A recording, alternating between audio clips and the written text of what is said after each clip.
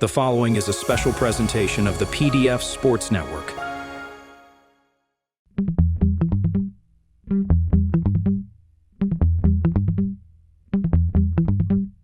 You know I'm right. Nick Durst here with Joe Calabrese and Joe as our residential Michigan guy on the podcast. So you're very excited for our guest today. Yeah, and I bet that comes as a surprise, but if you can see my shirt, you can kind of vaguely make out the Great Lakes shirt that I'm wearing here. But yes, I am the resident Michigan expert with a specifically in the Grand Rapids area, which is Kent County. So I think our guest is going to like that pretty much. But he works in sports. He's another Q's grad. We got another Q's grad on with us. We love our Q's grads. You get to talk about that with him, so it's going to be a lot of fun. He's currently a reporter and studio host for NBC. He is Ahmed Fareed. Ahmed, welcome to the show. How are you doing today? Hey guys, great to talk with you. Joe, I didn't even know that you were holding back. What high school? What high school in Grand Rapids? She is the pride of Granville High School, which is also where Devin Booker went to high school. And now we may see a kid in the future for Devin Booker. But in terms of who I know, it was a girl I dated long distance for a couple of years. We're still really close friends. She lives in Wyoming, which is a suburb kind of south of downtown Grand Rapids, about 30 to 35 minutes. So I know the area very well. And we got to drive around there, got to go to a couple places on Lake Michigan. We got to go to Grand Haven, which is, I mentioned this, I think, once on the podcast before, I believe. But for anybody who's seen the American Pie movies, American Pie 2 is loosely based on that area. So it's really, really great. You were very, very lucky to grow up. That area in Western Michigan is gorgeous. It's the right mix of everything. That's what I tell people all the time. People think it's like Canada, which sometimes it is, sometimes. For like 7 or 8 months of the year, it is Canada. It's a little cold up there. Yeah, but summertime's great. And you're not going to meet nicer people than in Michigan and the Midwest. I know that they're trying to make it into a battleground state right now. Get out of here with that. We're good people there. So yeah, I'm very proud of being a Michigander. Yeah, and you've been all over. We got to start off with the hard-hitting question here right off the gate. Michigan, New Jersey, Virginia, the Bay Area. Who's got the best food, and specifically, who's got the best pizza? I'm the worst person to ask on that because I'm not like a foodie, and I tell that to people all the time, and they go, what pizza do you like? And I go, Domino's, and they go, oh, that's how can you even say that? Better than Pizza Hut. Pizza Hut's better, I think. Well, I don't know about that. Have you ever gotten to an all-you-can-eat Pizza Hut buffet? Yes. Oh my gosh, those were the best. All you can eat breadsticks too with it. Oh my God, the best. But so I feel like that's a very Michigan thing as well. We like our chain restaurants. We like our Applebee's. We like our fast food. And so I'm not really an adventuresome foodie. So I've despite traveling all over the country and working West Coast, East Coast, Midwest, I have sampled the fast food restaurants from all the different places, and that's about it. So I'm the worst person to ask on that. But it's been cool to see other people eating all the great food from all around the country. I will give you that. It's all right. So fast food, you're out, eat something quick. Are you going to McDonald's, Wendy's, or Burger King? Well, we like Chick-fil-A. We do like Chick-fil-A. I have 2 kids now. They're 7 and 5. And so it's like, I don't know how McDonald's does it. Like me and my wife aren't big fans of McDonald's, but somehow they get in the heads of little kids. Yeah. And it's for the Happy jingle meal. And the commercial. It's the jingle. Yep. Ronald McDonald, all of it. The trifecta gets them thinking McDonald's. So we've been going there a lot, but I'll go Wendy's and I'll go Arby's. To be quite honest with you, I don't discriminate. All the fast food restaurants are okay in my book. Fair enough. Applebee's is great. I mean, I think that if you want to consider it fast food, that's the mecca. That's the top dog in town, no doubt about it. So obviously, you grew up in Michigan, freezing, dry most of the months of the year, but you were just like, you know what? I can't get enough of the cold. I got to go to college in even a colder place, Syracuse. Was it colder in Syracuse, or were you used to it from Michigan's cold winters? It was pretty similar as far as temperature, but I'll be honest with you, it was cloudier, which I didn't think was possible because you get a lot of the lake effect cloud cover in Grand Rapids, but you get that in Syracuse as well. And I remember talking to so many people, and of course they've got a great journalism school there. And I would talk to a lot of my classmates and we would go, like there's some good journalism programs in Florida. Did we not think about that? Did we not consider that at all? Like I know it's important where you go to school, but it's not the end all be all. But no, I mean, I can't complain. It was awesome there. I mean, like they put a camera on my shoulder from my sophomore year on. And I mean, as you guys know, and a lot of people have gone through there. So I other than the terrible weather and the fact that there's no reason we can't move that school south, it was a great place for me. So why the decision to pursue, a degree in journalism or broadcasting? When did you decide on that in high school that you said, this is the path I want to follow? Well, I think like a lot of people, they take those surveys in high school. It's like, what are you good at? What are your best subjects? And you fill it all out and it kind of tells you what you'd be best at. And I think mine was something like accounting, or because I was pretty good with math and numbers. And I was like, I don't know that I want to sign up for that right now as a 16-year-old person in Michigan. So, and a lot of my classmates were like, I want to be a professional athlete. And I was like, well, that would be fun, but I don't think I'm that good. But I was like, well, there are a lot of people that talk about sports. I was like, I like sports, and like, why can't I do that? And it just seemed like it was like one of those things in my mind. I was like, why wouldn't everyone choose this?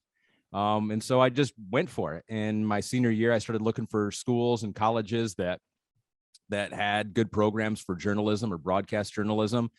And then I just tried it. And I was like, if I'm going to do it, I might as well start right now and pursue it. And it was difficult. And there were so many of my classmates, and it could have been me, that it's just like there are too few jobs for too many people. And I sent out 150 resume tapes, and there was a chance that it just wasn't going to work out for me. But I was able to get a local job in Michigan just through connections. But honestly, like I realize why not everyone does it, because it's not that realistic. And like I would have never thought that I would get to this point that I'm at right now. I would have been perfectly happy, to be quite honest, guys, if I stayed in local news. It's where I started, weekend sports anchor, maybe work up to sports director, and just been in sports, because that's what I always thought from the beginning. I was like, I don't care if I make a ton of money, get famous. I just want to like do something that I enjoy. And I've been super lucky that I've been able to do that for this long. Yeah, there seems to be some kind of ritual sacrifice for everybody who goes to Syracuse. You want to get known and you want to become famous. You want to be on TV. You got to go do 4 years or whatever in the middle of nowhere, in the middle of the cold weather. But Cuse is still distinctively one of the best communication schools in the entire country, an excellent media and internship program. So I wanted to ask you about that. What did you do on campus? And you mentioned your classmates before. And like I mentioned at the top of the show, Nick and I have had the privilege of having a lot of really great Syracuse grads on with us. Our good friend Lee McHugh, Anish Sharaff, who's also an ESPN guy. So did you know anybody when you were at Cuse who eventually would go on to do bigger and better things like you did?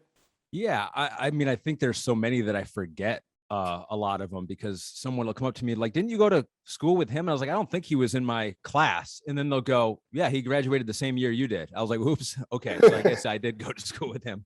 But like Carter Blackburn is a play-by-play guy that I went to school with, and Andrew Catalan is a Syracuse guy. I mean, like, honestly, there are so many, and I don't have that great of a memory, that it's just, I assume that most people that are in sports media right now is like, I probably went to school with that person. I should just play it safe and pretend I did.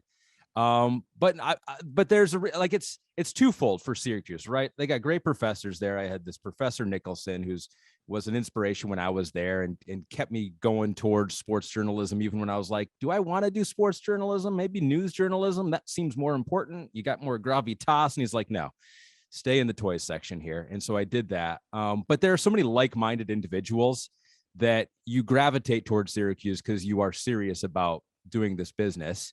And then you couple that with the good training and the internships. I worked at Z89, the radio station there. There's another radio station, WAER, that a ton of the play-by-play and sports media personalities go through. That also involved getting up at 3 a.m. to do the morning updates, which I did for a couple of weeks. But then I was like, Z89's offering me a opportunity to do a half-hour, sports cast at 11 a.m. I was like, maybe I'll do that instead. So I did that, and that was cool. I got to call some Orange women basketball games. But I think that there's a little bit of, you've got the professors that know the business. You've got some opportunities with various radio stations, and now I think more in the TV side than when I was there. And you just have some highly motivated students, and you throw all those three things together, and you can't help but have some that make it in this really tough business. Yeah, and I think obviously what the school does a great job of is getting you in a position to put together a great tape. Obviously, it worked for you. You sent it out. You end up working back in Michigan for your first job. What was that experience like for you being back near home? And how did you grow as a on-air personality in those early years? Yeah, so I graduated from Syracuse and then moved back home to Michigan with my parents and started sending out tapes. And yeah, it was about 150. I was working at a golf course while I was home. I was job shadowing at the local Fox TV station. Shout out to Tim Doty and Brent Ashcroft, the two local sports guys that were there at the time that were like, yeah, come with us, tag along, improve your tape. And if I don't get to do that, maybe I don't break into the business eventually, because I was able to meet the sports director in Lansing, Michigan. And then there was an opening, and then that's how I got it. It wasn't any of the 150 resume tapes that I sent around the country. It was just the connections and the networking from there in Michigan. So yeah, I got that weekend job in Lansing, Michigan. And I was wearing braces at the time because I had a gap in my two front teeth. And so I was like, well, maybe that's why I'm not getting jobs.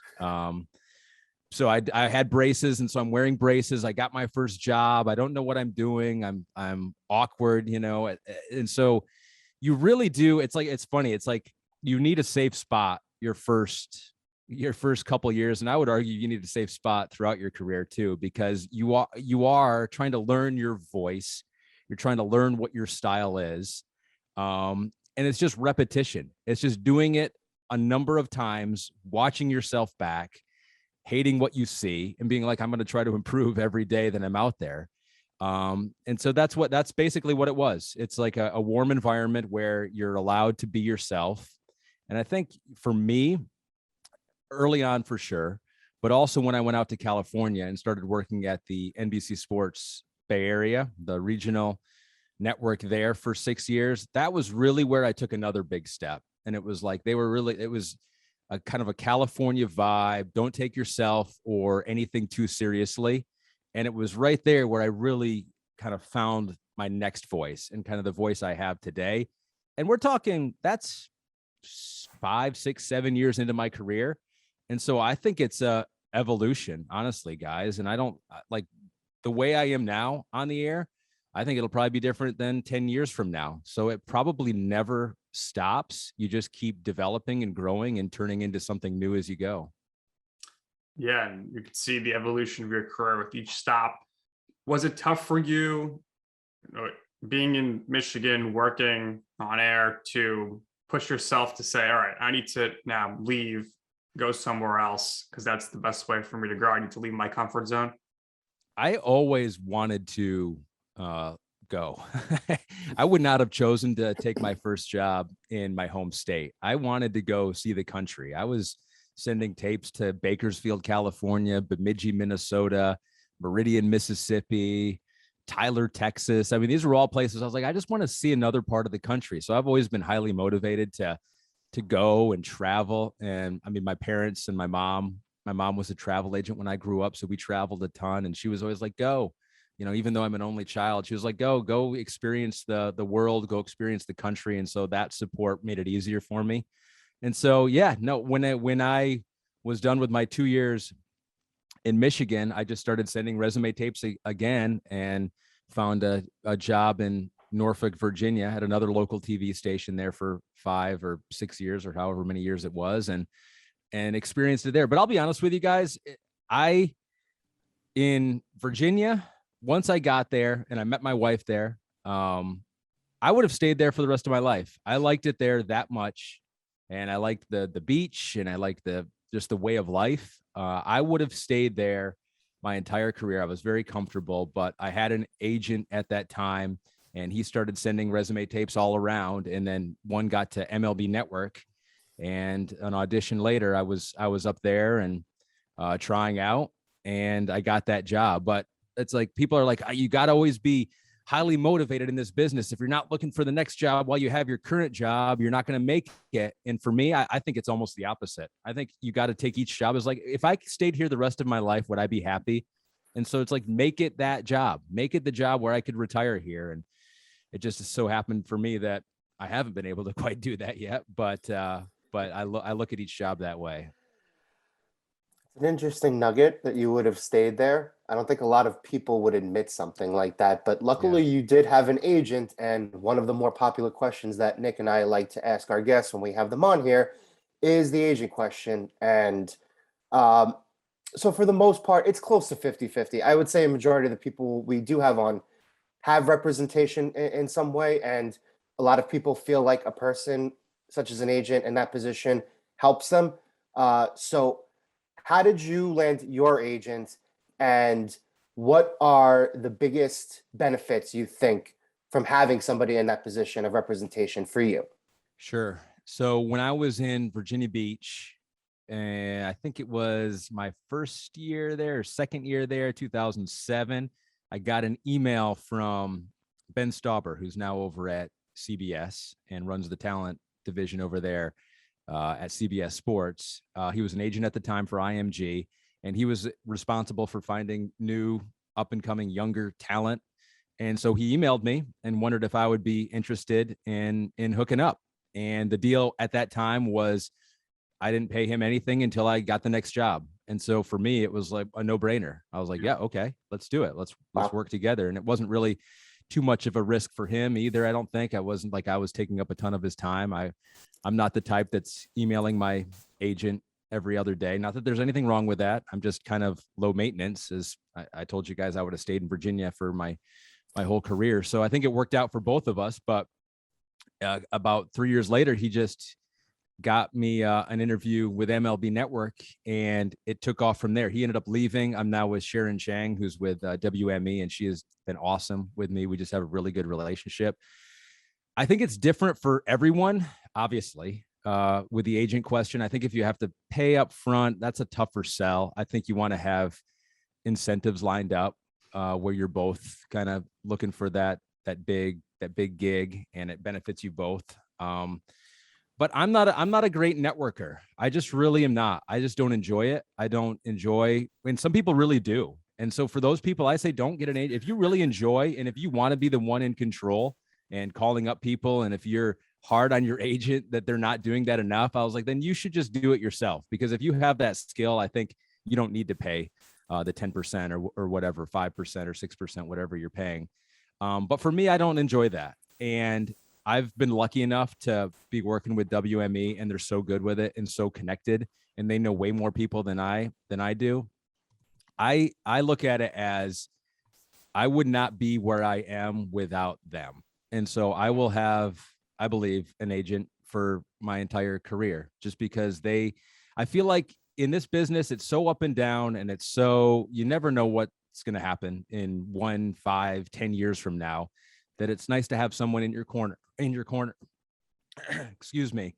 So yeah, it's not right for everyone. If you like networking, I wouldn't do it, but I don't dig that part of it. And so I would gladly give that piece of control up to my agents, who've been really good so far. Yeah, they've done a great job for you. You mentioned MLB Network, so you make this as a caucus. What was that like being there with a brand new network? I mean, were you given a lot of freedom because they were still trying to figure some things out? But overall, what was it like being there around the launch time? Yeah, I was there. So yeah, they launched, I think, a couple or maybe it was only 2 years before I got there. So it still felt like I was joining an established network. But yeah, you're right. Most of those people still felt it as a new operation. I didn't feel like I belonged right away. I was like, what am I doing here? I would almost pinch myself. I'm like, what am I, MLB Tonight? What am I doing on Quick Pitch? And I'll be honest with you guys, like for 2 years, it almost felt like that. It just felt like this seems like over my head. And it was a great environment, great people there. My bosses were awesome to me.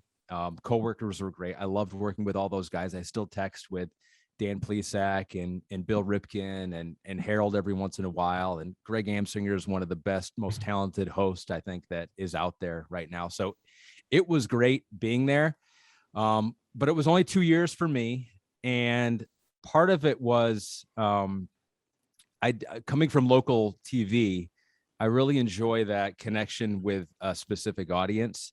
And in my 2 years at MLB Network, I was kind of struggling because, one, I didn't know if I fit in. And number two, it's like you don't have that connection with your audience. It's like, who am I talking to? Am I talking to a Rockies fan right now? Am I talking to a Dodgers fan, Giants fan? You were talking to all of them, but at any one point, you didn't quite know who your audience was.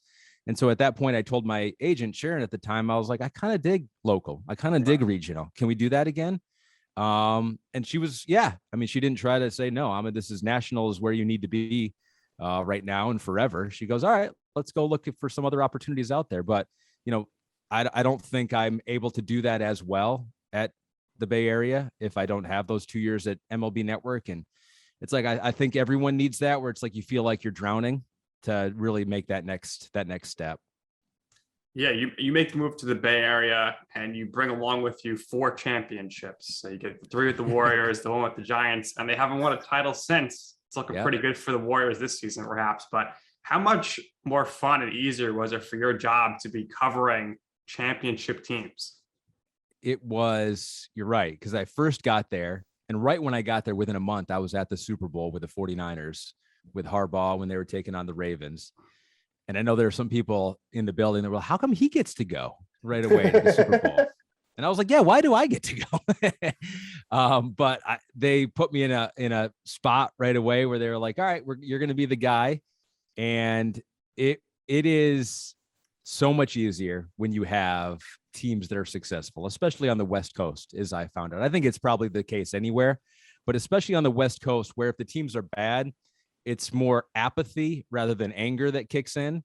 Whereas on the East Coast, when you have bad teams, sometimes it's even more interesting on the East Coast when the teams are bad, because you get more passion and with all the negativity. Like Joe with his New York Jets and this fellow. Yeah, exactly. Yes. It's still interesting. Win or lose, you still get a lot of emotion and engagement, where I feel like in California, you get more apathy when the teams aren't very good, which is probably a healthier way to live our lives. But so it's crucial. Like if the teams are not good, just no one cares. So you always want people to care about what you're doing. And so while I was there, it was either the Warriors or the Giants or the 49ers. The Oakland was making the playoffs too, and they had some very good team with the A's. So it's night and day. I mean, I don't need to, that's not breaking news to anyone listening to that, but for me, it was just even more so being out on the West Coast. I wanted to ask you quick where your sports loyalties lie, because growing up in that part of the state, I know a lot of people do root for the Detroit teams, but some people I met actually root for the Milwaukee teams because they're right across the lake, and it's kind of strange. So I wanted to ask, do you root for your local hometown Detroit teams, or did you adopt another team while you were moving, from place to place? You always kind of adopt. So it's like I still root for the San Francisco Giants, and the nature of Twitter, it's like most of my Twitter followers are from the Bay Area now. So I feel like I tweet about the Giants as much as anything. They're like, you're not even out there anymore, Ahmed. I was like, yeah, but all my followers on Twitter, it's like this weird quirk about Twitter is that wherever you get your most following, you're tweeting about that for the rest of your life, I would imagine. So I'll be tweeting about the Giants the rest of my life. But no, I grew up with all the Detroit teams. You're right. There are some people that are Green Bay Packers or, more Wisconsin. I feel like the farther up north you go in Michigan, you get up to the Upper Peninsula, and that's a lot of Green Bay fans up there. But being Grand Rapids, no, we're 2.5 hours, 3 hours away from Detroit. So all the Detroit teams, Lions, Tigers, Pistons, I still root for University of Michigan football. That was the team that I gravitated towards, and all the people around me rooted for. So still Michigan loyal in all my rooting interests. And it's kind of cool in the business too. It's like that can come out even more now. I feel like it's more acceptable to show that you are a sports fan. You don't have to be this robot who grew up liking sports but not liking any team, which is unrealistic. So it's been kind of fun, even though the teams aren't very good. it's been fun being able to let people know that I like those Detroit teams. Yeah, I mean, it's been a wild ride for Detroit as of late, but you always have that Pistons team of 2004. Yep. I mean, what a great team that was. I got to be, because I was working at the local Lansing station then. I was covering that game where they clinched it. I was in the locker room when the champagne was flowing. Kid Rock was in there. Still one of the highlights of my career. It's like Kid Rock's walking around holding the championship trophy. And I was like, this is, I was like, have I reached the pinnacle? I was like, I might as well just retire at this point. So it was like early on, I was like, all right, I think I picked the right profession. It's pretty awesome. How did the opportunity come about for you to studio host for your first Olympics? So working for NBC Sports Bay Area, you obviously have that connection with the mothership in Connecticut where I'm at now. And so they would, there's so many shows, so many different platforms for Olympics for NBC, is that they're looking for people to fill those shows, to host a show or to do play-by-play of a specific event.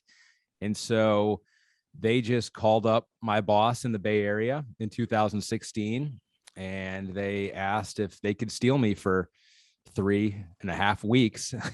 And luckily my bosses were okay with that. I don't know if they can say no technically, so maybe they didn't have a choice, but my bosses out there were like, yep, you can have them.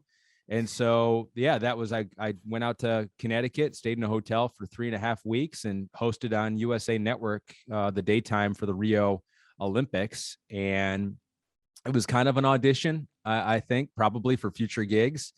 And I was able to handle it well enough in their eyes. It was funny. It was like when I got there, I was so nervous because it's like, you want to make a good impression. This is the national network. You're doing Olympics. It's like my mom's freaking out. She's like, you're doing the Olympics? I was like, yes, I am. I was like, it's not the primetime show, but it's still pretty big. And as it goes, like the Olympics are such a grind. They're such a grind, and it's so many days in a row for everyone involved. And you really have to keep a positive attitude, which I've been lucky enough we have. But by the end of the Olympics, in the beginning of the Olympics, you're like, I hope they ask me back. By the end of the Olympics, you're like, do I want to do this again? This is really grueling. But it's such a great opportunity and such a great event to be a part of that. Luckily, I did well enough, and they asked me back in 2018, and then they were like, full time, come work with us after that. So it's been a good run. Yeah, I mean, those 20 days there for you in 2016, I guess, you must have been eating so much fast food. It could not have been too healthy. But obviously, you made a great impression with them. 2018, they bring you on full time. Any hesitations there? And what exactly did they say to you as far as what you'd be covering when you joined them, and how has that emerged and changed since? So I liked it so much in the Bay Area. It was the same thing as Virginia Beach, as I told you guys. I could have stayed in the Bay Area my whole career because I really was enjoying it. I like the people I worked with. I like my bosses. I like the vibe, as I told you guys. And so when my contract came up out there, I was ready to renegotiate, sign for another 3 or whatever years. And Connecticut called, the National Sports Group called my bosses again. And they were like, we would like to have Ahmed come out to Connecticut if he wants to. And my bosses were like, all right, you can talk to him about that. And so at that time, I've always been, obviously, as you've seen with my career, I've always been a kind of, you only live once. It's like, even though I want to stay somewhere, if another opportunity comes calling, who knows, maybe I'll like that place even better. And if I don't, it's not the end of the world, and I can always try to go back. That's always what I think. I was like, maybe I'll like it better. Let me experience it. And if I hate it, and if it really blows up and it was a bad decision, it's not permanent. I can always try to do something else. So that was how I looked at it. It was like, here's an opportunity to do something different, something new. And they weren't that specific on exactly what I would be doing. They said it would be a variety of different events. But I was okay with that because I was like, it'll work out however it's supposed to work out. And I think that's kind of like, that's Buddha talk in there, which is how I've kind of handled the career. I was like, it's going to work out the way it's supposed to work out. And so when I got here and my first day in Connecticut and touring around the building, I talked with a bunch of different people. And one of them was Rob Hyland, who produces Football Night in America and also does the Kentucky Derby. And he asked me, he goes, how much do you know about horse racing? And I go, nah, not that much. And he goes, perfect. And I go, perfect. I was like, there's no way that's perfect. And he goes, no, we want you to be curious. We want you to ask all the questions and let the analysts do their talking and let them be the experts. You're just kind of like the novice. And I was like, all right, we'll see how this goes. And luckily they've been supportive of me in all these different sports now, horse racing and rugby and Premier League soccer and all things that I had very little knowledge of going in, but have been able to like somehow keep my head above water. Every once in a while, like you'll get tweets every so often from people being like, do you even know what you're talking about? And I'll write back sometimes, no, I don't, but I'm getting there. So that's been my experience at the big NBC so far. It seems like your voice is much more well-liked than you think it is. So I would imagine that's probably helping you land all these opportunities, especially opportunities that you wouldn't necessarily think about at first. But with all your Olympic experience, basically 5 years of it, summer games, winter games, I wanted to ask you your favorite event or favorite thing that you got to cover. In Olympics? Let's think here. So I've been able to do some swimming, poolside reporting, not during the Olympics, but on the lead up to the Olympics. So some of the big time world FINA events and some Pan American or the Pan Pacific Games in Japan. That the studio stuff is great. The studio stuff is fun because you're able to watch a bunch of different events play out in real time. But being able to be there at an event and talk to the athletes immediately once they get out of the pool and learn about them and learn their stories, like I enjoyed that. I really did like being able to talk to Katie Ledecky and all the great American swimmers. But like it's really hard for me to pick one thing.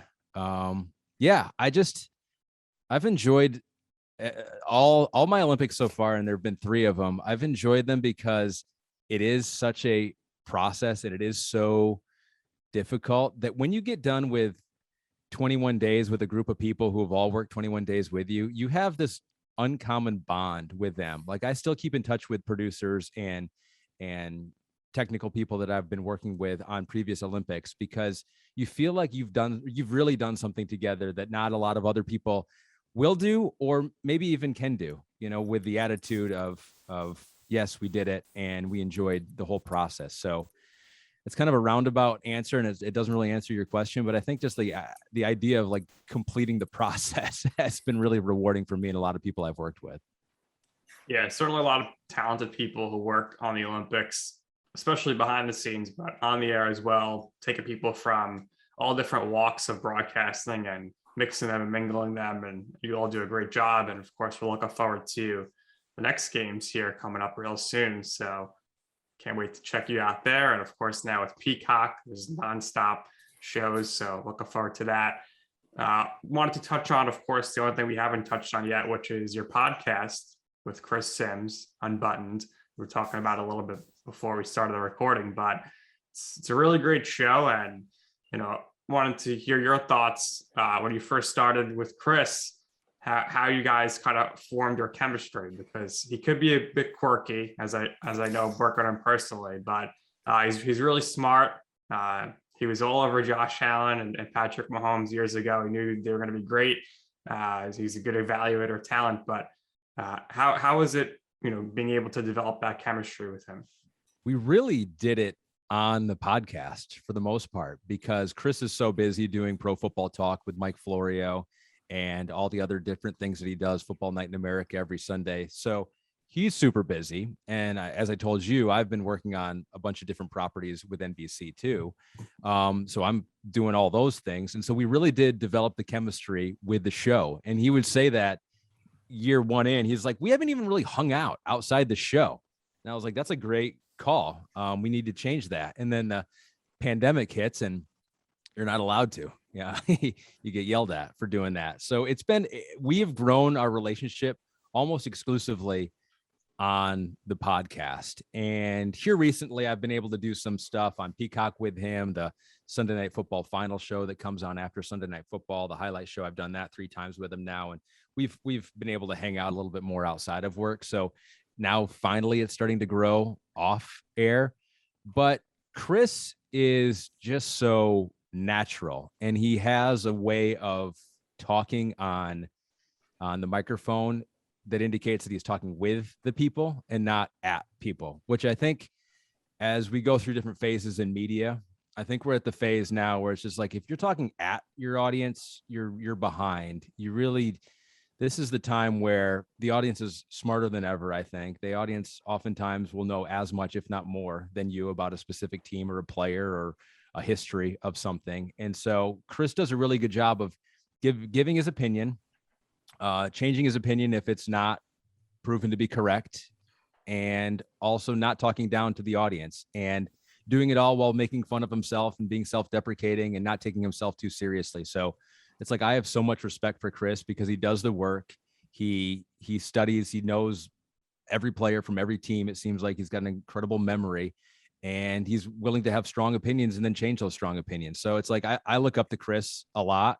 And so, and he's looking to have a fun time. So it's made it really easy for us to have a show where we're having a fun time, and then hopefully the listener has a fun time listening to it. Yeah, no doubt about that there. Wanted to ask you, what was your, either in your life or your career, your right moment? So what we mean by that is, someone's telling you, you have to do something this way. This is it. It's the only way. And you said, I think we're going to do it this way. And in the end, you will see why I'm right. Yeah.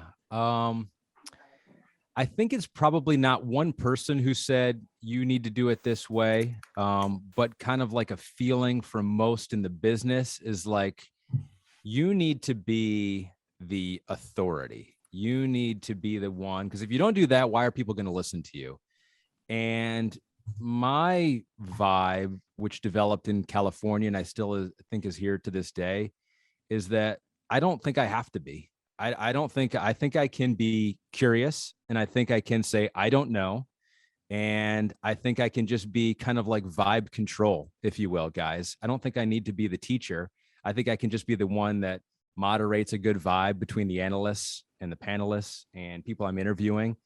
And if I do that in a fun way, and I think you see it from, everyone talks about inside the NBA, like Ernie Johnson is that way. Like, he's not a teacher up there. He's not a lecturer. He's not, no one looks at him and be like, oh, he knows more about the NBA than everyone. No, but he's able to facilitate a great show and keep the personalities going and bring out the best in everyone around him. So I think for me, it was like, I'm not going to ever take myself too seriously, no matter how much you think like that is what is supposed to happen. You're like, I'm supposed to be the guy.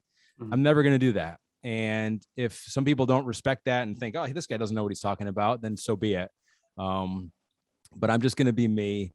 And I'm not going to try to pretend I'm anything other than that. So that's basically my broadcasting philosophy 101. My last question, it seems you're pretty open to moving around from place to place, even still. Is there anywhere that you haven't worked that you would like to work? If the opportunity presented itself in a way you couldn't say no to, you would move to? And I guess, if there's a city around the world that you would want to go to, where would you want to go?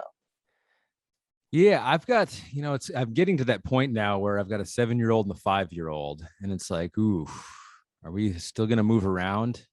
And for leverage purposes, yes, I will always be willing to listen. So if any of my bosses, my agent wants me to say that, no. To be honest with you guys, like moving around has been a function of me taking jobs and opportunities that just seemed really exciting.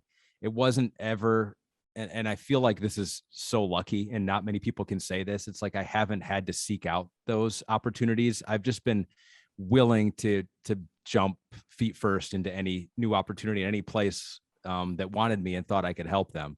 So no, I'm at a point in my career again where if I could stay here the rest of my life and there were exciting opportunities that kept me kind of mentally stimulated, and I was able to take ownership of a few different properties that we have here, I would stay here for the rest of my life. But I'm always excited to try something new and to build something from scratch. And so whether that be here at NBC, having that opportunity, or somewhere else, I'm never going to close myself off to those opportunities. But no, to to answer your question, like I would stay here for the rest of my career, but that I've said that 3 other places now too, and it hasn't worked out. So I who knows what's going to happen. But if I did Football Night in America last year because of a few extenuating circumstances. And when I was sitting in that chair, I thought, if this is it, and if I never do anything else again in this business, like this was a good career. Like honest to God, I was saying that. I was like, this, if I never do the show again, it's like I never thought I would be here. And so from this point forward, and I know this sounds sappy, but everything is just gravy. You know, if they go tomorrow, if they're like, hey, Ahmed, your broadcasting career is over, I'll be like, man, that was a really good run. And so I'm just really appreciative of it. And I'm not looking for the next gig. I'm just happy that I've been able to do it this long. Nick and I always appreciate really great original answers. And I think a lot of your answers, if not all of them, were really great original answers. And Ahmed, thank you for doing this with us. Really appreciate it. We wish you the best of luck. If you end up staying in the Bay Area, if you end up moving elsewhere, you do a great job. You're very entertaining. And like I said, you're very, very original. So really, really enjoyed the time. If there's anything else you would like to share, promote, go right ahead and do it. Thanks again for doing this with us. No, I appreciate you guys doing this and giving all of us a chance to talk about our favorite subject ourselves. Yes. So we do like to do that. No, and hopefully people out there can hear how many different ways there are, because everyone asks me that wants to get into the business, like, well, what do I got to do? What's the most important thing? And I'm sure from listening to you guys interview a whole bunch of different people, there's no path. And especially now, it's just like you have the opportunity to create your own path. And so any advice that we give is just the way it worked for us. And clearly there are many different ways to get into the business and do what you love. And so hopefully if anyone's so inspired, they can feel motivated to go down that path. But no, I appreciate you guys reaching out to me, and best of luck to you guys down the road. Appreciate it. Thank you for your time. So that's going to do it here for this episode of I'm Right, for our very special guest, Ahmed Fareed. And for my co-host, Joe Calabrese, I am Nick Durst, and this has been I'm Right.